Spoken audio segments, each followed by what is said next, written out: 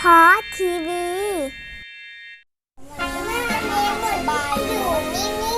ค่ะค่ะอันนี้น้องพอสประดิษฐ์อะไรครับประดิษฐ์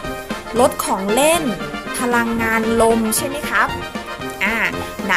อุปกรณ์มีอะไรบ้างครับขั้นแรกมีหนึ่งหลอดเอาหนึ่งก่อนหนึ่งกระดาษลังสองฝาขวดสามฝาขวดยาวสี่ตะเกียบไม้ตะเกียบนะคะห้าหลอดเป็นหลอดที่งอได้นะคะแล้วก็ปากกาสีแล้วก็7อะไรคะ7ลูกโป่ง7ลูกโป่ง8อะไรคะปืนกาว8ปืนกาวตัวนี้สำคัญมากนะคะนี่คือชิ้นงานของเรานะคะที่น้องพอดวาดไว้นะคะเดี๋ยวต่อไปเราไปดูวิธีทำกันเลย